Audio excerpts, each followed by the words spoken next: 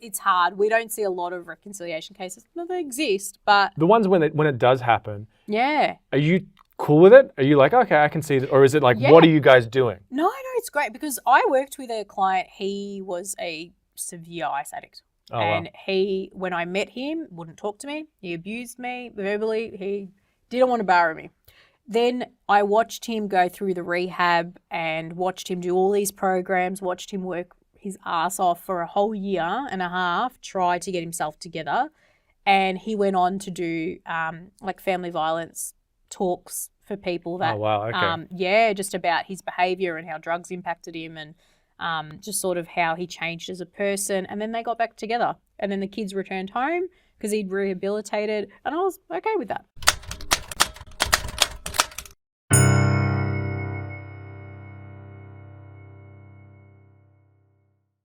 Welcome back to the last days of Rome. I'm sorry to do this, but I'm just going to start on a bit of a low note. Last week I mentioned that the producer of this show is living in his car. Well, over the weekend, things have taken a turn for the worse, and a leak has emerged in the roof. He's currently drenched, shaking, he hasn't been able to sleep for days, and he smells disgusting.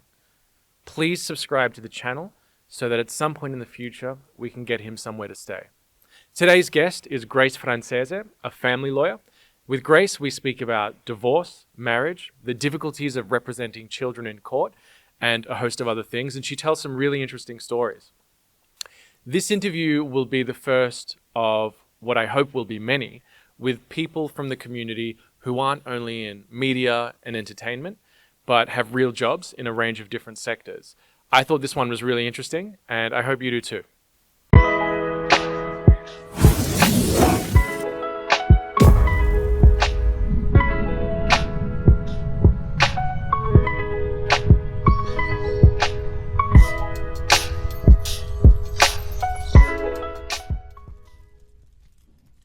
So you're a family lawyer. Yes. I think for most of us who watch a lot of American TV and movies, the term we're more used to is divorce lawyer.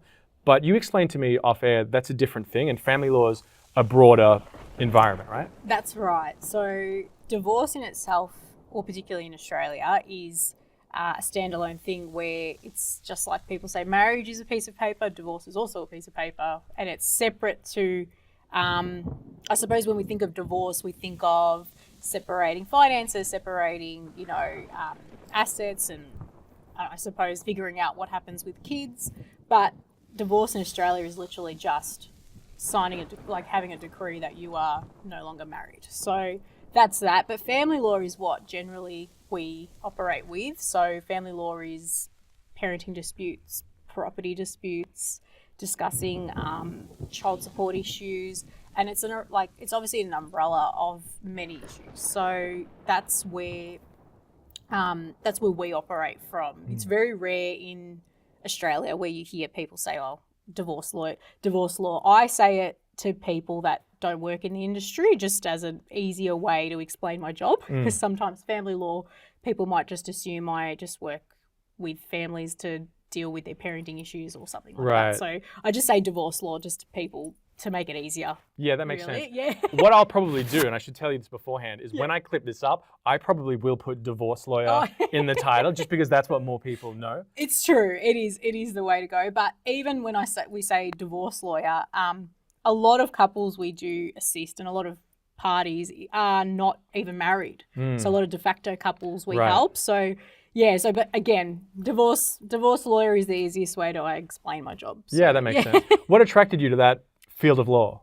Oh, to be honest, it has always been family law. So I studied law to be a family lawyer because I just felt like I had a great love for working with children. But also I had a real passion for helping people, and I thought I could use, I suppose, my love for helping people to do some good. And not only that, I just found it really interesting. I just, don't mind a bit of a gossip. So it was great, to hear all these stories about ex-partners and stuff. Yeah, all that. It's really entertaining when you work in the job. I shouldn't say it's entertaining. It's, we're working with people that are going through the hardest time in their life. And you're probably also seeing people at their worst, I imagine, right? It is. I find people that are dealing with a parenting issue, that's where you see them at their worst. I mean, property comes and goes, and it's very difficult for a lot of people. And but yeah, I do find that the parenting cases are where you really see people in their most vulnerable form. I'm not saying that couples that don't have children that are going through separation aren't at their most vulnerable. It's just, yeah, you do, once you see kids mixed into it, it does take it to a new level. Custody battles definitely. get pretty heavy. They do. And then I suppose you mix just a separation is never, sometimes it can be quite simple. There's just, a breakdown in the relationship and they want to be civil and try and work things out. And then a lot of what we do see though is, family violence issues in the mix, drug issues in the mix.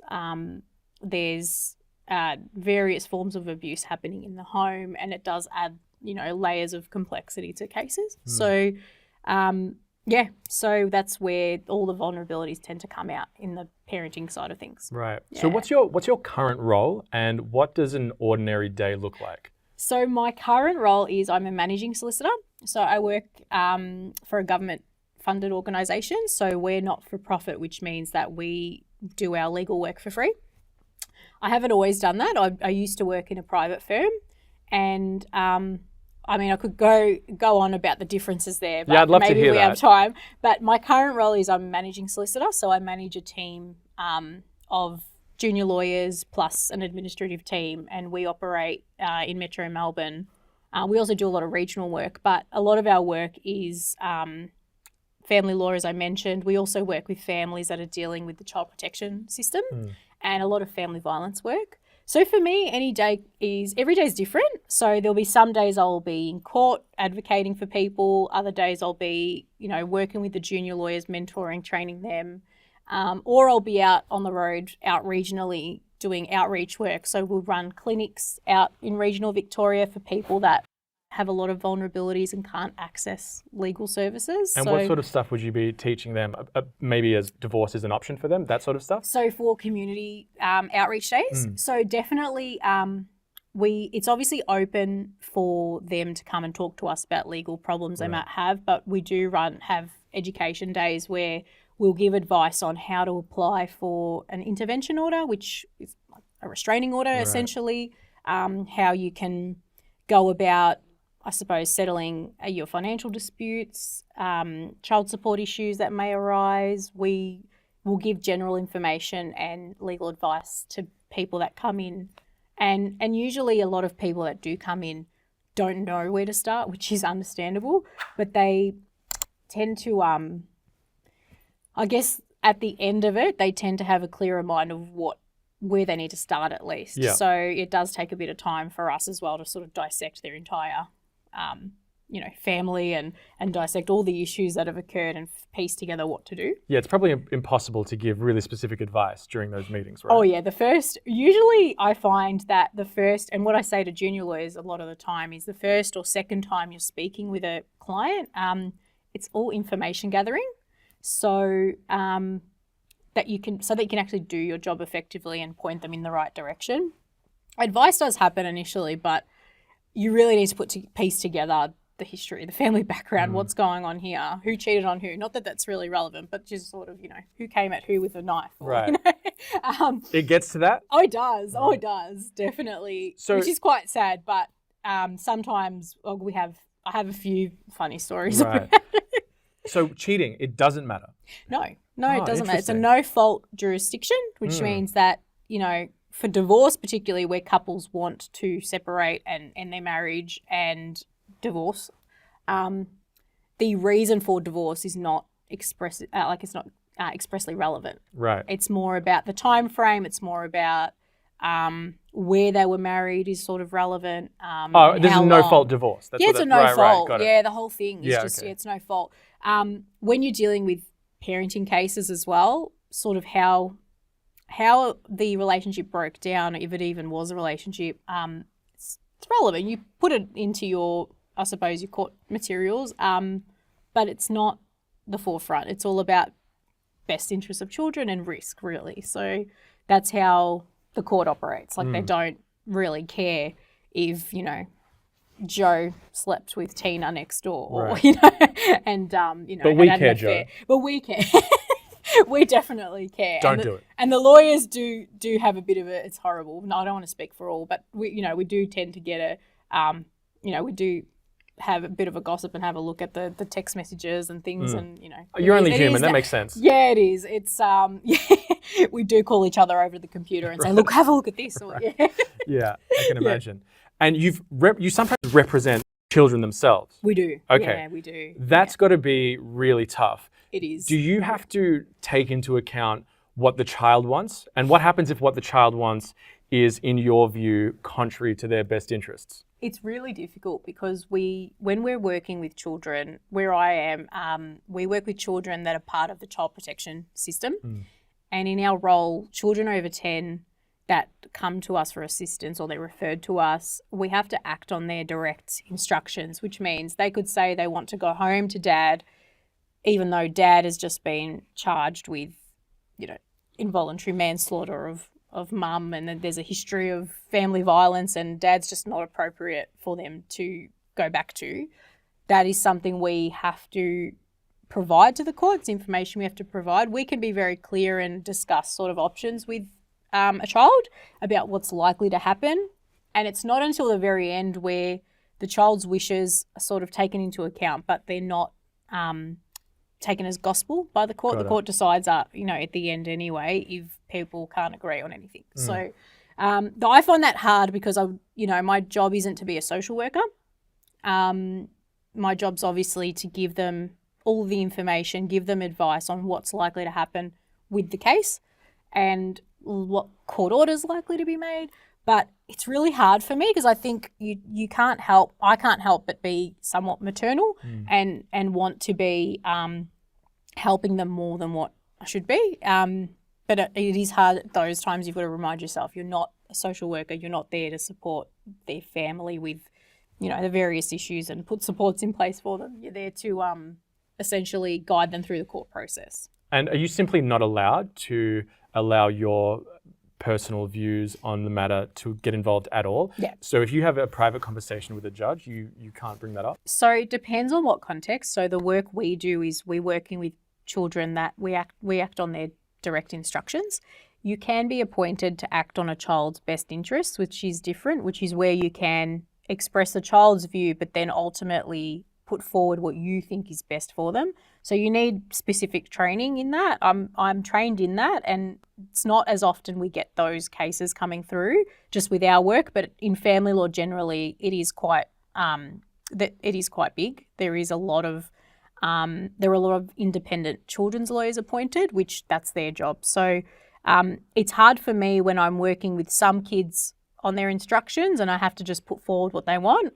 And it's hard when I'm acting in their best interests as well, for different children, and it's hard for me because I have to remember my role because it's different for each kid that I'm helping. Right. So, and it's just natural as adults for us to want to, feel passionate about things and want to put forward what we think's best. But when you're acting for them, I suppose in that respect where it's just their instructions, you put forward what they want and you take them through the process, that I find hard because sometimes I just think, I would not think that this was appropriate at all. But and then when you're talking to the courts too, you have to make that really clear because you have to be, I suppose, upfront about what the child does know in a sense. They are aware that this is the situation, but this is what they want.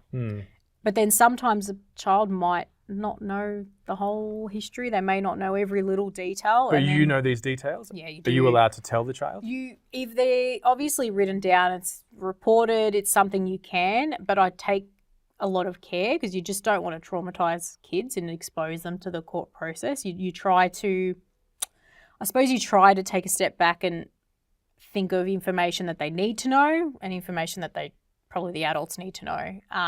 It really is a case-by-case kind of thing. So I suppose if a parent was charged and I suppose in custody, it's pretty clear that they're locked up. So you can go into a bit more detail with a child of what's gone on. You don't have to be graphic with them, but you can go into a bit more detail. It just depends. Each case depends. Sure. So let's take the example you gave. The father is, alleged to have committed manslaughter against the child's mother. The child still wants to go and live with the father. Do you, in those meetings with the kid, ever gently suggest, like, hey, are you sure? Like, how would those conversations go? It's really, so talking to kids is something that it's not a skill, I suppose. Personally, I don't think it can be taught. Some people have it and some people don't in these situations. You either, and you don't, no one teaches you either as to how to talk to them, how to put this information out. So when you're in the moment with them, and you'll know, I suppose. For me, if dad's brought up what dad's done or what, I'll just mention dad softly, like you just mentioned, have you seen him or spoken to him? Has anyone helped you to call dad, obviously at the prison or at the remand centre? Do you know why he's there? And it just depends on age and the situation. If you've got a child that's crying and is really vulnerable and isn't giving you anything, probably not a good time. Right. But if you have a curious 14-year-old who's very aware of the issues and grew up a bit too quickly, then you can talk to them differently and you can be a bit more upfront. You should inform them of the information because that'll just, I suppose, inform their instructions to you. They're going to have a clearer mind, but we have to be really careful. Usually a lot of the time child protection are in the background and the workers will help us to get that information out. Plus they're doing, a lot of the time they're linked in with counsellors, so the counsellors will assist with that. It just, depends on age, child circumstances. When you meet with a minor, is somebody else present, a social worker? So you not have, allowed. Okay. So lawyers, obviously it's a confidentiality aspect, it's an ethical issue. We meet with children alone, so we might meet with them at their school or in a public setting, or we'll ask them to come to our office. Although our office is an inviting space, I still feel a bit awkward having children come to a lawyer's office because it's, quite intimidating, uncomfortable. I try and go somewhere where it's comfortable for them. So unless the child wants someone present and they give me authority for them to be there to listen to what we're discussing, it's a no. I would prefer not to have them present. If sometimes I'll act for siblings. So there might be 2 or 3 children in one family that I'll work with all of them, and I would still speak with them individually because their views could be, I suppose, tampered with if they're all in the room at the same time. The eldest might dominate the other 2. You've got to be so careful. But yeah, if it's someone from my team, they can come in with us because we're all from the same organisation. But yeah, I tend to keep others out. Yeah, no, that makes sense. Yeah. So what about kids under 10, or if you have to represent an infant? You just have more, I guess, authority in how you represent them in court? Kids under 10 in the child protection space, we act for them on their best interests, which means that we have not free reign, but we kind of do with the court system to express what we think's best. So, of course, depending on their age and their circumstances, we can speak to them and understand their view, but that's not what we go with when we go into the courtroom. We would be explaining what we think's best based on what information we have.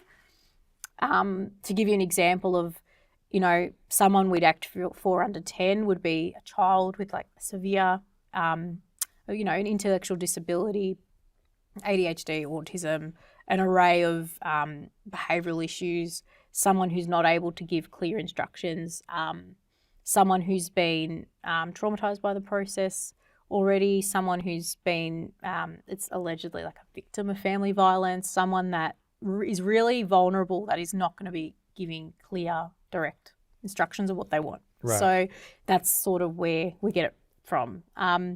It's not as often because most of the time kids are able to give us a clear idea of what they want. So, but it does happen. But when it does happen, it's probably when you are dealing with a kid that you're able to represent based on your own preferences or your own point of view in terms of what's best for the kids. That's got to be preferential, right? For me, I prefer that work where I'm acting on their best interests, not because I think I know better than them. It's just you do have that ability to at least you can give the court their view, but also be an independent person in all of this. You're not working with mum. You're not working with dad. You're not tied to anyone but that child. So you've got their I suppose, best interest at the forefront of your mind, Yeah. which if you're acting for a parent, you're there to advocate for the parent and what they want.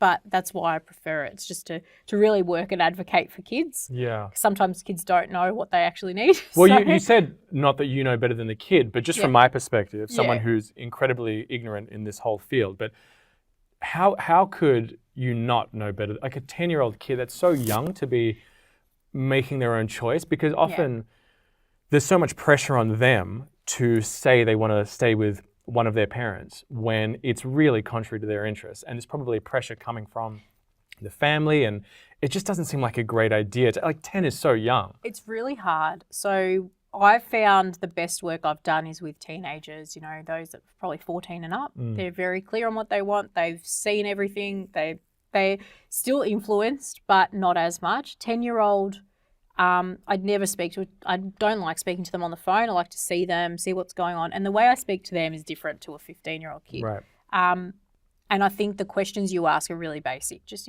how's everything going? And have you spoken to dad or seen mum? And it's really hard for me as well for a 10-year-old to explain what a lawyer is, because you have to. You've got to explain your job. And it's how sad it is to know that a lot of 10-year-olds say, yeah, I know what a lawyer is. Like I know what a court is, and that's not because of the TV, that's because of their family history. Right. So that's... It's not their first rodeo. Yeah. So look, for 10, it's just, no, I've been there. I've been there with mum before, like just for family violence type stuff. Right. They've been at courts before, and it's really difficult. Yeah. So. Yeah, I can imagine. All right, let's leave the dark topic. Yeah, it's of very kids. dark. Yeah. Very dark. You mentioned that you used to work in the private sector. I would be Yes. curious to know, in your experience, what's been the difference from switching from private to public? Okay, so each have strengths and weaknesses. Right. You're working just as hard in both, but the work you do, I've found, just my personal experience, it's not, I suppose I'm not speaking on behalf of all the government lawyers out there, but the work you do in the public sector, I feel, is just that more meaningful, because you're dealing with very vulnerable people who really do need support, and they need more than someone who's there to help them but also there to meet their budget. And a lot of private work is you've got a budget behind you, you're working late hours to meet the budget because it's so excessive. So you have to justify it. Yeah, so it's hard. And then, when you're a lawyer in a private firm, a lot of your work is sifted through a channel. So you do the work and then someone higher than you checks it, they amend it, send it out in their name, and you get no recognition. In your first, I would say, until you're about 6-7 years in, you don't have a lot of recognition for the work you do. That's just my experience. How long have you been doing this for? I'm in my 7th year. Right, okay. So you've just recently started getting recognition, you feel? Since I moved to the public sector, I've always gotten recognition because the work is mine and I work directly with clients. But when I was in the private firm, none of the work that I did had my name on it. It would have someone senior's name on it. The clients would know who you are, but would see you as more of a legal assistant than an actual lawyer, because you'd never be in court representing them. You'd just be there drafting things or talking to them on the phone. And, look, it was different. Both great experiences. The culture I've found in the private firms was, it depends where you are, but some can be very toxic, very competitive.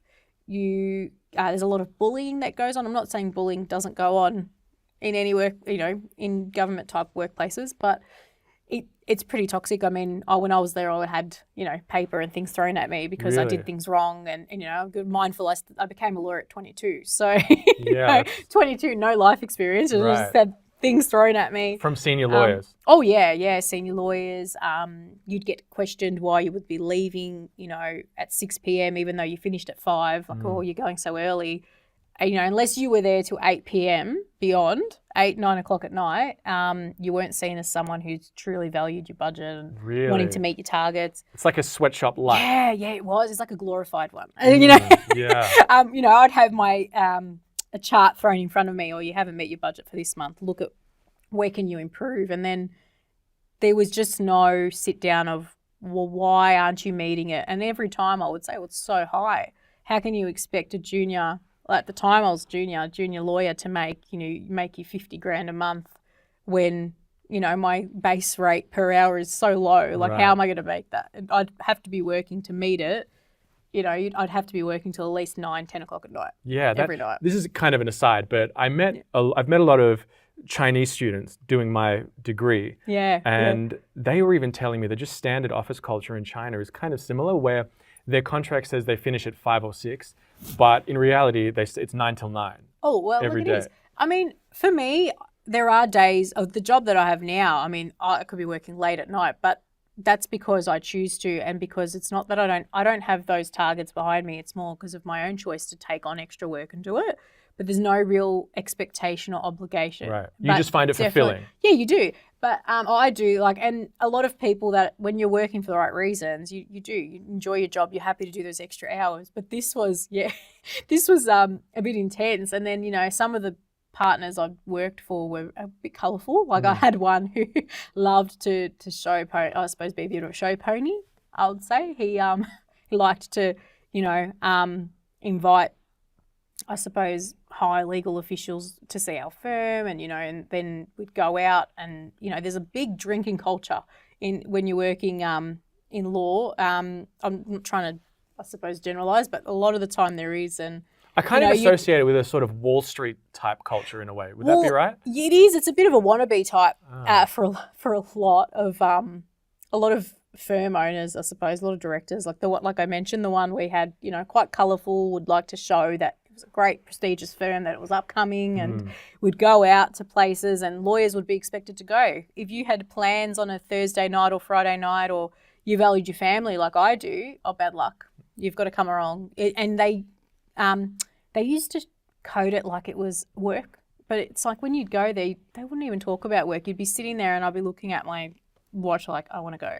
And I often did. I never played into it, but a lot of young lawyers tend to. They just think that that's normal, and that's what pressure. the culture. That's the culture. Yep, you've got to be in there, and no. But for me, I was lucky that I worked with a few good people that were European who loved going to family dinners during the week and doing things, and they were good because we'd band together and leave. We'd say, "Oh, sorry, we've all got plans. We're not coming."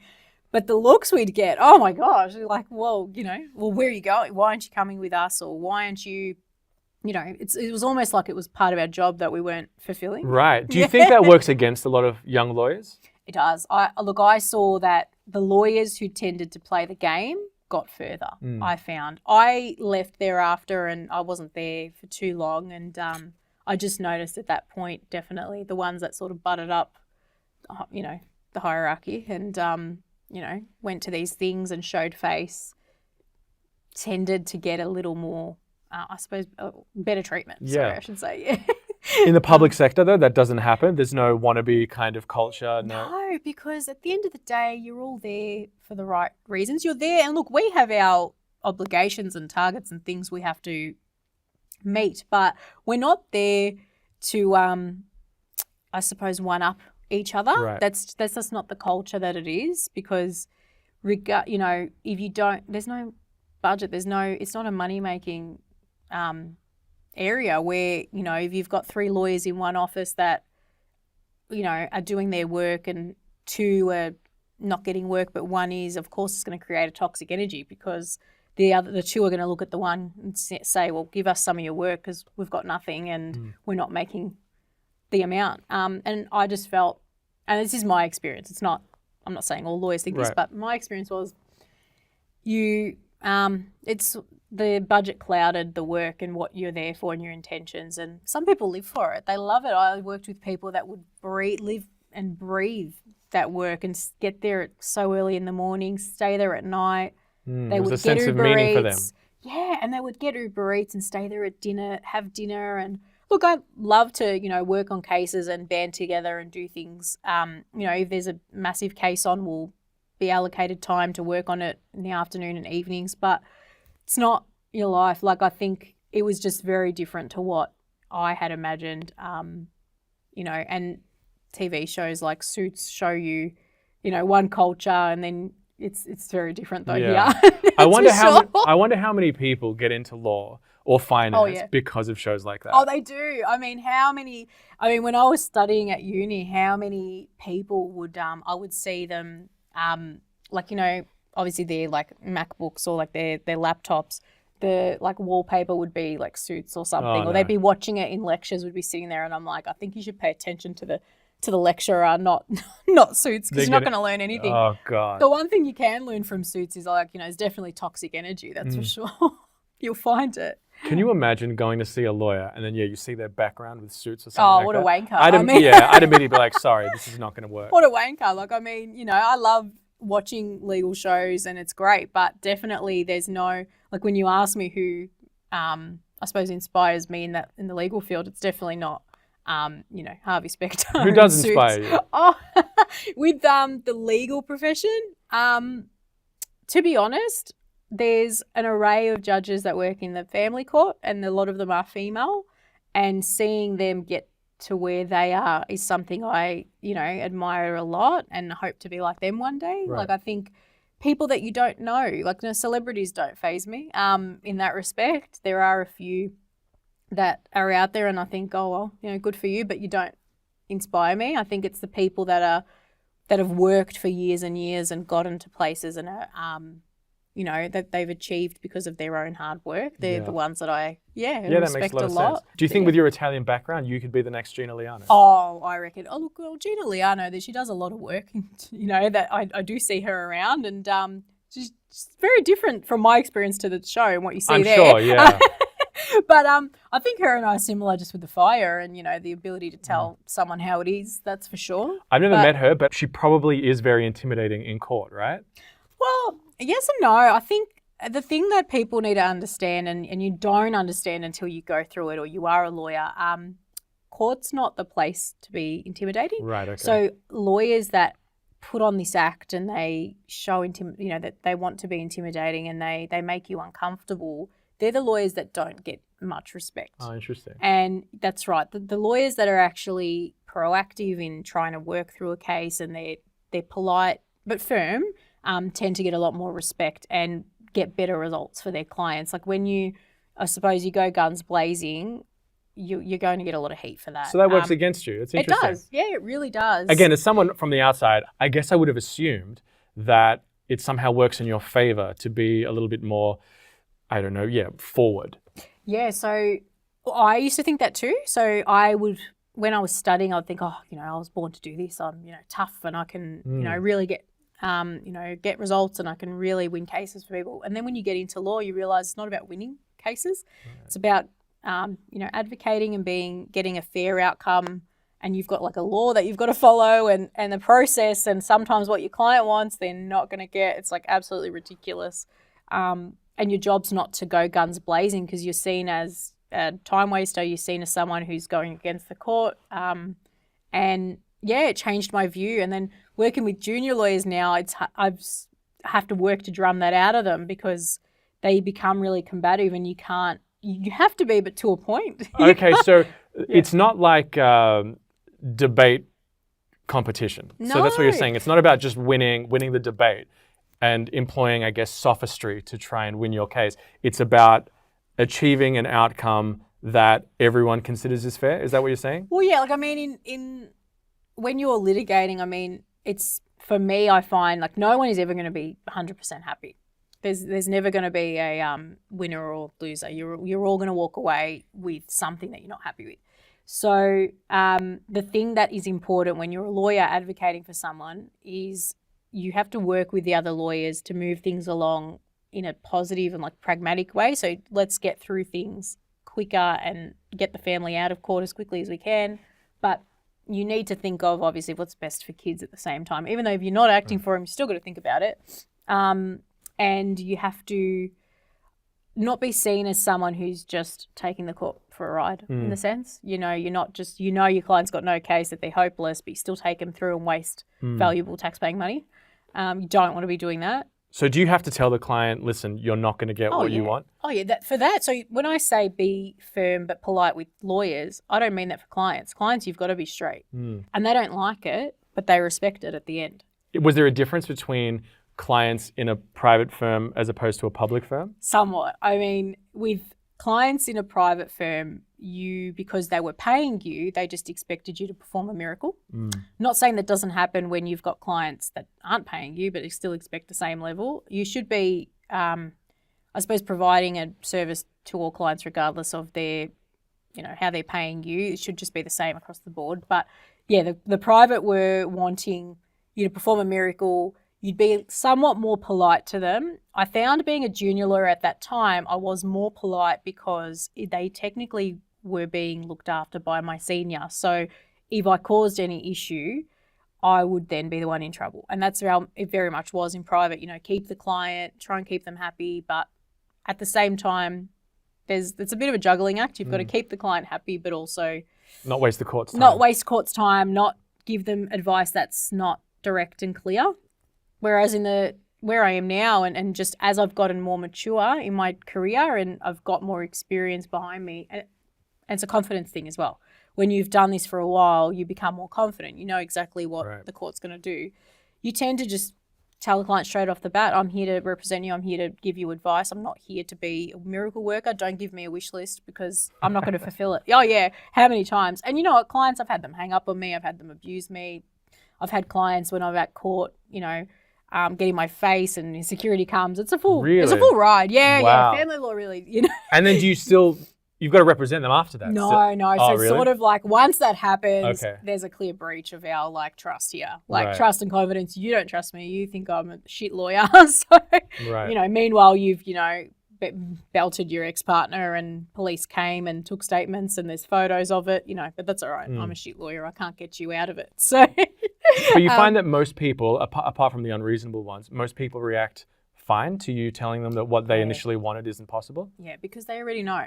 I think deep down people already know. Yeah. Like they know. I mean, I've had someone that was a sex offender and it was a child sex offender and said to me, oh, but I just want to see them. I'm not going to do anything. I said, okay, you say that, but how do I know? I said, how do they know? And you're also not allowed to, especially under the age of 18. There always has to be someone present. But they wanted to see an ex-victim? No, their child. Okay. It wasn't a victim. It wasn't a victim of theirs. Not that we knew of, but still. Yeah. Of course. I said, well, what do you expect of mum? She's going to have police, child protection knocking at her door saying, what are you doing allowing him to communicate and see, your child out and about on their own?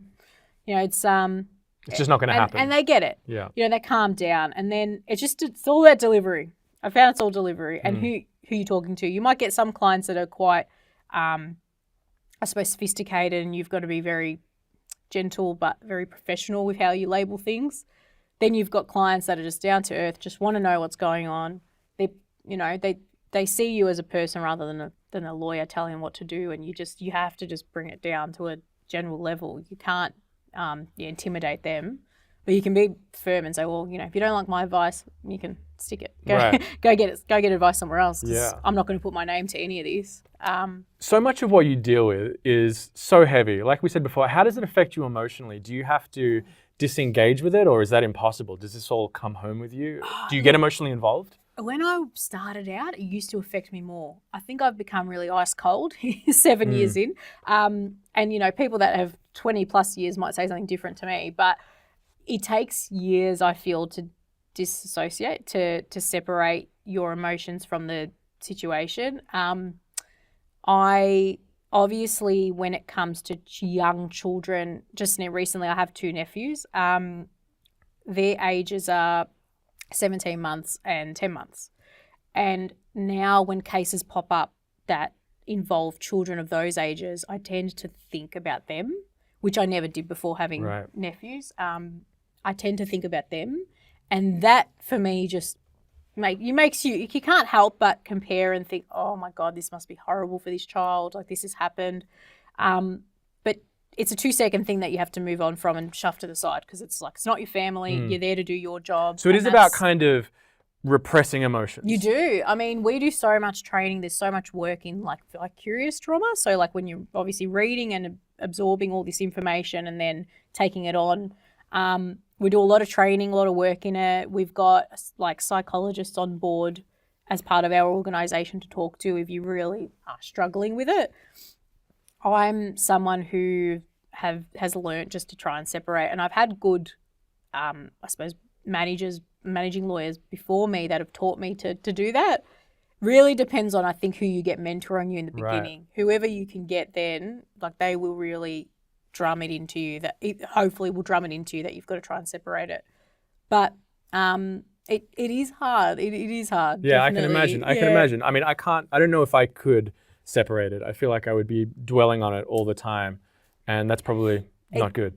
Yes and no. I think some days I do, and then other days I'm like, oh, whatever. Right. If you don't meet, I think as well, when you're working with parents, you read things about families, you're not meeting the kids, you're not putting a face to the name. Okay. If you put a face to the name, I think I've found that it's harder. That makes it, yeah. Oh, yeah. I know I said this last time, but I mean it now. Let's leave the trauma behind. But you're talking about family law. I know. It's all trauma. It's all sad. It's all horrible. All right, well, to a point. Yeah, I can imagine. Okay, let's move on to a different type of trauma, though, because I want to focus now on marriage and divorce. Oh, yep. First thing I want to ask you, prenups, yes or no? What do you think? No. Because look, prenuptial agreements, or they're like binding financial agreements in Australia, depending on how long they're in place for, if they're in place for, say, 20 years and in that time you've had 3-4 children and the children are 8, 10, 15, and you've, as the wife has developed, a chronic condition, the husband's working and earns a lot more than he did back then, the financial circumstances have changed. Right. So the prenup becomes null and void. Like, I mean, you look at it, but at the same time, if the outcome would be different in the eyes of the law if you went through the family court opposed to what the prenup says, it becomes unjust for, just say, like, the wife who's got a condition now, she didn't have that at the time she signed it. Right. Like, so I'm not a fan of them. I see them, I don't feel that for a lot of family dynamics that they work. It just depends. That's just my view. Others might have a different view. Would there be any instances where you would recommend a prenup? So, for example, let's say two people coming together, it's their second marriage, they're both in their 50s, kids aren't in play. Yeah, I mean, look, for that situation, sure. I mean, that there you could see less issues arising in future, but it's the same sort of thing. What if their health deteriorates or their employment changes, or, I suppose one comes into a large inheritance. There's a lot of factors that you've got to consider for future. That's just something that I've seen happen. But I feel that they are a sort of whatever helps you sleep at night type of document. Like, right. I mean, and it's something we do have to advise that, yes, it's binding, but also not really at that. We don't know what the future holds. Right. So yeah. So it just depends. But you are right that, obviously for couples that are older and they've been married before and burnt before and their kids are adults and it's just them and their dogs and properties, sure. Right. Go for it. As a result of your job, do you reckon you've become more cynical about marriage or how has it changed, if at all, your views on marriage? Well, I got married last year and it's never impacted me because I feel like when you read the issues that arise in all these cases, you think, I can't see my husband doing that. I can't see him doing that, or it really hasn't, because I can't explain why, but it didn't impact me in my view. Oh, it did show me that, if we were to divorce, it would be bloody awful. And for him especially. Well, maybe. Or for me too. Yeah. Who knows? But we'd have to choose where the dog goes. And right. The dog I adopted technically from him, so right. I'd have to let him go. But if I was nice, I'd let him go. But if you were nice, I really wanted to be a bitch, you're coming for that dog. I could keep Bronco. I do look after him a bit more, but hopefully you don't hear that. It's going in. But I think when you, as a lawyer, or just my experience, if you found the right person and you trust that person and you are happy, you won't let your work, I suppose, try and impact that. Definitely, if I was single looking for a partner now and had never met my husband, Tony, I'd be more on the alert. Like, I think I'd be more aware of family violence issues and pick up red flags. Right. I think I was just very lucky that I found someone that didn't have those red flags. What are like any red that come to flags? mind? Any red Yeah, flags? like I mean, controlling nature. So like a lot of people that they're with a partner and they want the maps on and they want to see where you are at all times, or they'll ring you while you're out 10 times. Oh, you know, when are you coming back? Or if you don't live together, or who are you out with? Oh, I just rang to say hi. Or they'll come up with some sort of pathetic excuse to talk to you just because they don't trust you, right? Even just, I suppose, anger issues. Like you see, you can just sort of tell from the onset with someone, just, you know, if they're dealing with a difficult time, how they react and how they cope. Yeah, isolation, that's a big one, right? Yeah. People who isolate their partners. Yeah, that one is a massive one. Yeah, and I've seen it. I've worked with that many clients that have gone through that, where, you know, they'll cut the family off because they'll say, oh, you know, your family don't trust me. They don't, you know, they don't like me, and you know, they're bad, you know, influences on you. Look what they're doing to you, and they sort of cut people off slowly, but they do it surely. So that is something we see a lot of. It's just hidden things, you know, family violence and abuse. Everyone automatically thinks physical, you know, hitting or, you know, belting someone. But a lot of it's that really kind of insidious stuff. Psychological and like coercive control. Like that's a lot of what you see, and it's not, and just like being manipulative. That there is what we see the most of, and it does so much damage. I find it does more damage, to be honest. Really? Yeah, it really does, definitely.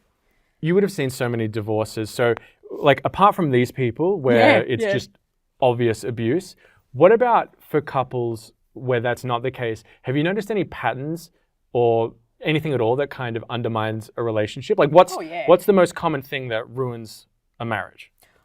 In my experience, it's control. Financial control is a major one. So financial control and emotional abuse, they're the two that we see a lot of. Realistically, drug use as well. I've got to put that in there. Yeah, drug use really takes over a family. I mean, from the gambling debts that you might find, clearing of the bank account, selling of items. Like, you know, I had a case where the wedding ring of my client was sold to get cash to buy drugs, and, you know. How much did they get for it? Oh, I can't even remember. It was a few thousand at least. But, you know, just how that sort of volatile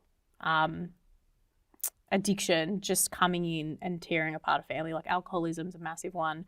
But yeah, if you're thinking of like violence, control, massive issue. Maybe this is a question more for a psychologist. Yeah. But at what point do you think a marriage is over? Because presumably at the point where both parties or one party decides it's over, it was over before that, really. Yeah, I mean, and definitely right. I think a psychologist would give you a different view, or a marriage counsellor. But just from a lawyer's perspective, I mean, it's very rare we get a case where it's ended with one incident and one incident only, and this is the, you know, straw. Like it's not like it was a straw that broke the camel's back situation. Like it's very rare we find that where it just snowballs. It is. It's one issue after another, and it's a lot of denial. It's a lot of fear because we've got people that are financially controlled, or they're at home looking after children. They don't have the financial means to go. Fear of, I suppose, like just shame, not, you know, having to separate and tell the family what's going on.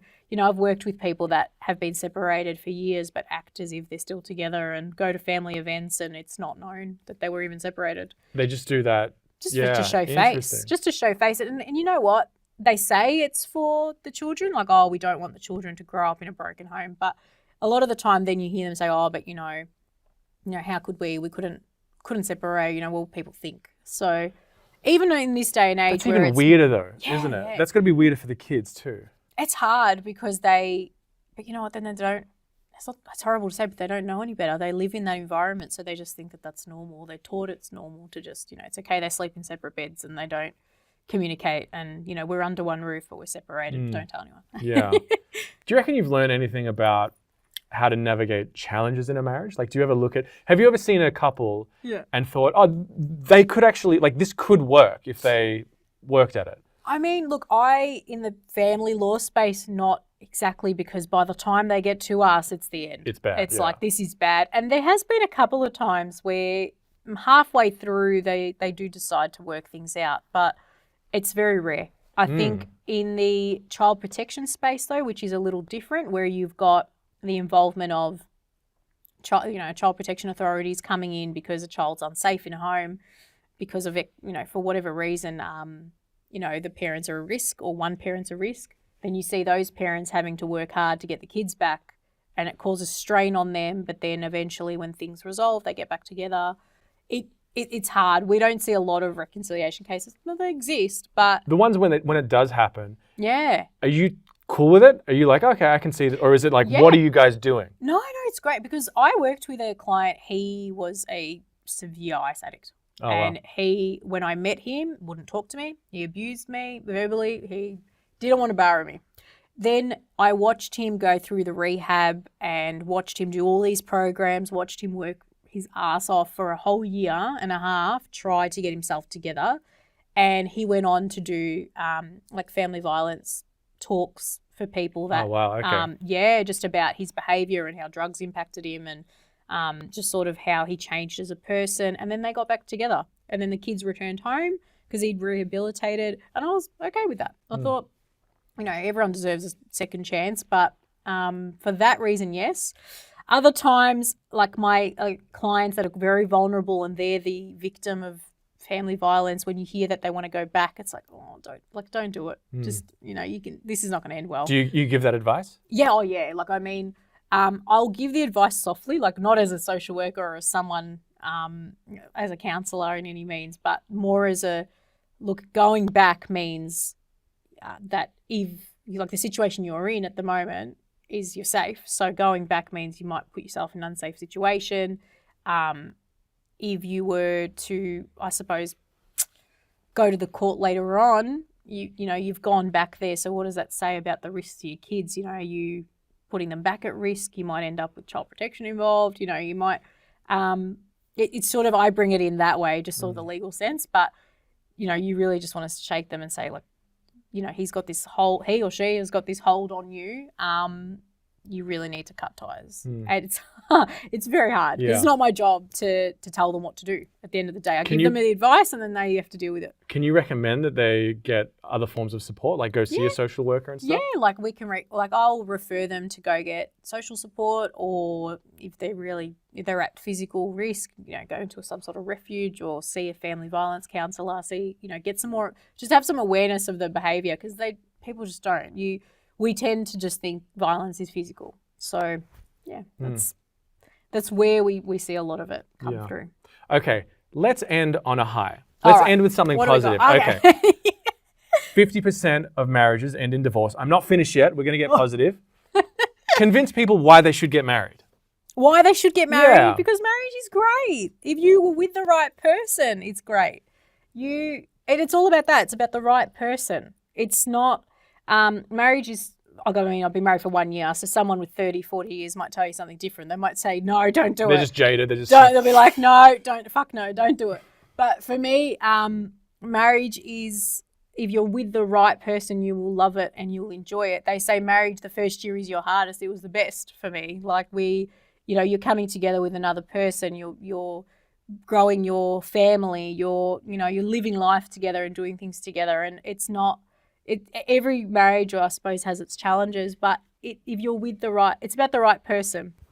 And no one's perfect, but I would recommend it if it's definitely the right person or someone that you can live with. So no one should be afraid of divorce statistics or anything like that. No, you shouldn't. I mean, I'm we'll say divorce lawyer. I'm someone that works in the thick of separation every day, but I still got married. I still put trust in someone because it's about the person. So and it's about yourself too, and whether you're willing to trust that person, you're willing to work with that person, deal with their habits and let them deal with yours, and you sort of come to some middle ground. Yeah. But I definitely recommend it. Would I recommend marrying someone that calls you 20 times a day or wants you to put your maps on? Absolutely not. Yeah, that makes sense. You need to run. For sure. Need to run. Or is jealous of you giving a hug to your ex-neighbour who's married with 3 kids. I've seen that. Yeah, That's okay. actually a That's just personal. weird. That's actually a personal thing that happened to me. Yeah, Really? yeah, red flag. Just a good friend of mine, someone I've known for a very long time. Their brother had a partner who now they're not together anymore. But I had a lot younger than me. I gave him a massive hug. How are you going? How's your mum? How's your family? And the look I got, and I got looked at up and down, and I was standing with my husband at the time, was just ridiculous. Yeah. Just the greasy I copped. So yeah, don't marry someone like that. Fair enough. Yeah, that's so weird. But yeah, marriage is great if you've got the right person who respects you and your goals too, and is a cheerleader for you. I think that's who you should be with. Grace. It's a bit cliche, but yeah. Grace, thank you for sharing your insights with us today. I really appreciate it. Thank you so much, Ray. It's been great to be here, and hopefully your viewers and listeners get something out of it. I'm sure they will. Yeah. Or they might get scared off marriage and divorce. I'm sure they've been instilled with confidence. Yeah, and I mean, for anyone that listens that wants to be a lawyer, or I really encourage it. It's great work. You would encourage family law? I do, but you have to be that. You have to be a certain kind of person, I think, to work in family law. You have to be great. Obviously, your written skills have to be great, but I think it's more your interpersonal. So Right. you have to be great with people. You don't want any of those suits losers. No, I mean, I'm sure they're great in the background. They'd be great to, draft all my documents and things behind a desk. Right. But yeah, no, you've got to be hands-on and really great with people. What are some of the craziest stories from your time in family law? Oh my gosh. Okay, so a few. So one really, I shouldn't laugh, but no one was hurt. Everyone was fine. Emotionally, obviously my client was very hurt. But but basically, I had during COVID, back when there was hard lockdowns, we couldn't have visitors over. My client finished work early. She went home. They had a garage which was almost like, it was a very nice, like it had like a man cave as part of it. Right. It was an extension of their home. Partner didn't expect her to be home. She comes home. She goes looking for him around the house, comes into the sort of garage, that man cave area, finds him with a female. What were they doing? Well, they were in the thick of it. They were doing the deed. They were fully naked, full on. And obviously given it's a garage, she went and grabbed a shovel, wheeled it around, got in her face, his face, absolutely lost it, told both of them to leave. Police came, my client ended up getting arrested, and it was a big blowout. Then my client 2 days later started feeling sick. She'd been released and she was feeling sick. Turned out the mistress had COVID. So the mistress ruined her relationship, and gave her COVID. So she was very salty about that. And it was a situation where she just went rogue. And look, who wouldn't? I mean, she went rogue? Or my client went rogue. I mean, when it happened, went rogue. I mean, she grabbed the shovel, she threw it in her face, she pushed her to the ground. Like, it was a full thing. I mean, I'm actually surprised she was released when she was, but she clearly was, she'd never been in trouble with police before. It went on for a while. Then it was an ugly battle. I mean, there were properties and things like that, and she just was motivated by anger and just wanted to take him for everything. But she isolated first, right? Well, we'd hope. I mean, I don't know about the ex. I think he would have ended up with COVID too, but he would have cozied up with his mistress, so he had somewhere to go. 7 days before vengeance. 7. Actually, it was 14. Oh, it's 14. 14, and then you can have your revenge. Yeah, just wait. When you're feeling better, then we can work it out. But that was a crazy one. So many in my time, but ones that stick out for me. It's horrible. The ones where weapons are sort of wielded around. I can imagine. Yeah. Look, I mean, I worked with someone who she came home again early. She'd finished work, and she found the partner on OnlyFans, and they were recording themselves for. No, so he was just watching. So okay. And they had financial trouble, and I thought you were saying he had an OnlyFans account. Oh no, he was just watching right. it. So he was on, I suppose, just watching OnlyFans videos, and obviously I found out that you have to pay for that. So she grabbed a kitchen knife, ran around the house, threatened to chop off his, what. And again, he called the police. Police came. About 6 of them pinned her to the ground. And let's just say if he went on OnlyFans after that, It's a brave guy. He'd better do that in the toilet with the door shut and locked. That one. So many. I mean, I've worked with same-sex couples a fair amount, and, they'd fight over, they separated over an argument over whether the cat got desexed. That was a good one. Like physical fights? No, they just had like a verbal argument. Right. Cracked it. And that broke the relationship? Yeah, it did. Whether or not the cat gets desexed? See you later. That was it. Oh, well, apparently that's what we were told. Right. They just argued over a cat. Then really, like, there's horrific ones, but the funny ones, I think the more lighter ones where no one was hurt. I mean, there was just the threat of violence. Just the threat of violence. I would say the last one that I had was probably not my client, that the other party trying to run my client off the road in the school car park. So my client was picking up his kids, and the ex got in the car and was just slurring so much abuse at him, and went and did a bit of a burnout in the car park. And why were they both picking up their kids, first of all? Well, she has other children. Oh, okay. At the same school, right? That are a bit older. Okay. So they obviously, it was her second failed relationship. Wonder why? And then she tried to run him off the road. You practically lose a court case from doing that, right? Well, yeah. I mean, look, it's pretty clear. There was CCTV from the school car park. My client kids were traumatized. There was so much that went on. I don't know what went through her head to do that. So that's an easy win for you, though. Oh, yeah, it is. Yeah, nice. Easy wins are always great. I was saying before that wins lawyers shouldn't think of it as wins, but some just feel really good. So when you've got a real bastard on the other side, you're happy to tear them apart. So when your client calls you telling you what's happened, do you have to pretend to be sad, but knowing that you've now won an easy case? Oh yeah, that's terrible. That's terrible, Phil. Send me this, footage. I'll get onto the school. Right. Get it, or send me the screenshots over.